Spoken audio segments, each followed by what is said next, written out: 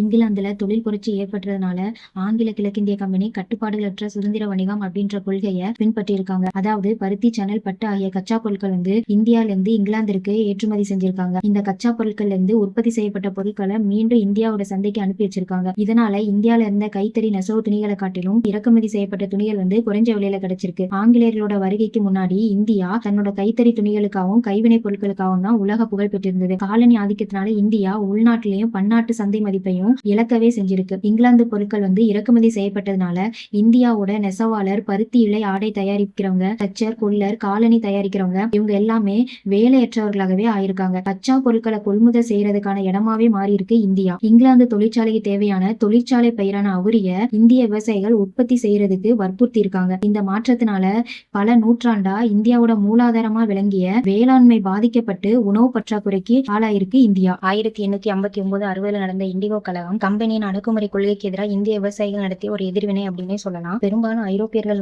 அவங்களுக்கு சொந்தமா இருந்த நிலங்கள்ல இந்திய குத்தகை விவசாயிகள் அவுரி செடியை தான் பயிரிடணும் அப்படின்னு கட்டாயப்படுத்திருக்காங்க. துணிகளுக்கு சாயம் தயாரிக்கிற இந்த செடிக்கு ஐரோப்பால பெருமளவுல தேவை ஏற்பட்டிருந்ததுனால ஒரு சின்ன அமௌண்ட முன்பணமா இந்திய விவசாயிகளுக்கு கொடுத்துட்டு சாதகமற்ற ஒப்பந்தத்துல அவங்களை கையெழுத்து போடுற மாதிரி கட்டாயப்படுத்திருக்காங்க. ஒரு விவசாயி இந்த ஒப்பந்தத்தை ஒப்புக்கொள்ற பட்சத்துல அவர் அவரோட நிலத்துல அவுரி செடியை மட்டும்தான் பயிர் செஞ்சாகணும். அவுரிக்கு பண்ணையார் என்ன விலை கொடுக்குறாங்களோ அது சந்தை விலையோட குறைவா இருந்திருக்கு. இதனால பல சமயத்துல தங்களோட நிலங்களுக்கான வரி பாக்கிய கூட விவசாயிகளால செலுத்த முடியாத நிலை வந்திருக்கு. ஆட்சியாளர்கள் தங்களோட குறைகளை நிவர்த்தி செய்வாங்க அப்படின்ற நம்பிக்கையில விவசாயிகள் அதிகாரிகளுக்கு பல மனுக்கள் எழுதியிருக்காங்க. அமைதியான வழியில தங்களோட எதிர்ப்புகளை தெரிவிச்சிருக்காங்க. ஆனா இவங்களோட வேண்டுகோள்கள் அனைத்துமே பயனற்று போனதா மாறி இருக்கு. முன்பணம் வாங்குறதுக்கும் புது ஒப்பந்தம் போடுறதுக்கும் அவங்க மறுத்து களத்துல இறங்கியிருக்காங்க. 1859-60 மேற்கொள்ளப்பட்ட இந்த இண்டிகோ புரட்சியின் மூலம் விவசாயிகள் பண்ணையாளர்களை வடக்கு வங்காளத்திலிருந்து வெளியேற்றிருக்காங்க.